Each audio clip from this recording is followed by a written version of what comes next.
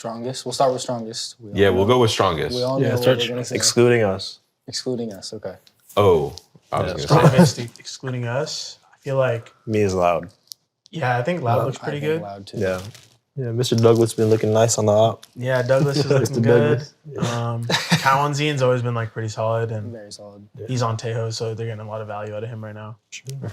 And they just seem like they want it really bad, man. This Loud team looks rejuvenated from the outside, I guess. I think there's more motivation in that team right now. And you just see in the players like their passion for the game. So at least that's like my outside perspective on Loud. Yeah, no, for sure. I think when they had Sawhawk, it was more like chill and like fun vibes. But now with like Kawanzin and Vinny doing the IGLing, it's more like hyped up. It's like very dialed in, very serious, and just very like hyped up, like I said. It's hard to put in words, maybe, but you can definitely tell as a competitor, like the atmosphere for that team switched up. Yeah. Nate, who do you think is underperforming very heavily as we speak right now? 100 Thieves, all of them are terrible, especially Busio. Good one. NRG, I mean, Great. FNS literally looks like he isn't owning a mouse. He's probably on like one of those little balls, you know, that you use in the museum. Little track ball? Yeah, the track balls. So, and I mean, who else is underperforming? Sentinels, to be honest. Like, dropping a map to 100 Thieves and almost losing is kind of embarrassing. Those guys really suck. Like, seriously are terrible. So, what was your first reaction to Cloud9 being eliminated? Did you kind of expect that, or C9 underperformers? did you expect that, or you thought they would go dude, farther? that's expected. Kind of expected nowadays. Yeah. Would you say they're underperformers, or are they performing? Nobody's even good in this region except for Loud. So, Damn. Yeah. nobody looks good. They had two new players, like Mitch and Matt. So I would assume that they would be not worse, but performing less than like the mid teams. You have such a way with words. Thank you. And yeah, I mean, they don't have as much practice. They're not going to like overperform. Yeah, they're not. Yeah, they're still behind in the meta and everything. Yeah. Dude, Crew is a team that I feel like, I mean, they lost to Loud and we're like praising Loud, but I wonder like their skill, like where are they actually at? Are they mid still? I mean, adding Mazzino like makes a lot of sense for that team.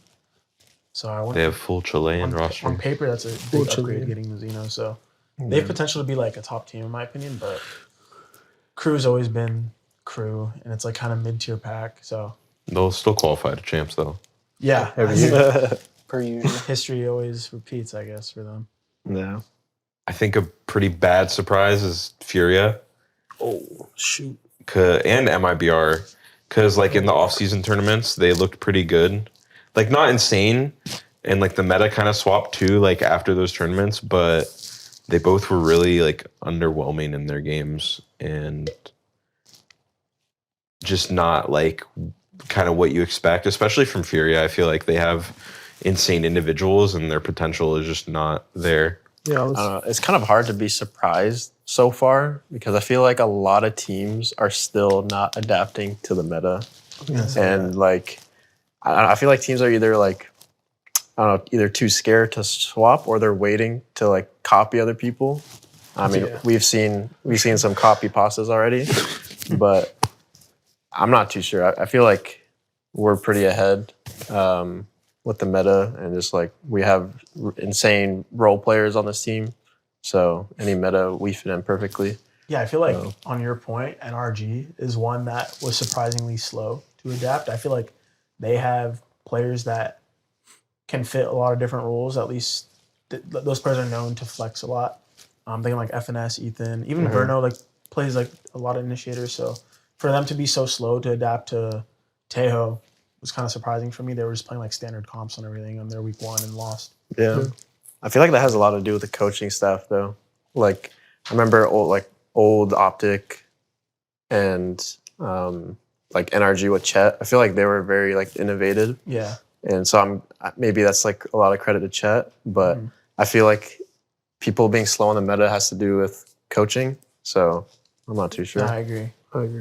Josh literally day one of the patch, he's like, "Hey, we're swapping we're swapping this. We're going Teo here." Like instantly jumped on board, and I feel like that's why we were able to catch on so quickly. I mean, to us, the meta kind of was pretty obvious when Teo came out. You know, just throw in Breach in there. The synergy works, you know, insanely well together. So it's kind of, that's why it's kind of surprising that people are still not playing that combo. And then, you know, either with like Aurora Raze. So, I mean, we were just the first one to think about it, I guess, and like just apply it. And we're slowly starting to see teams like pick up on it. And by the end of this tournament, I'm sure like 90% of the teams will be playing it.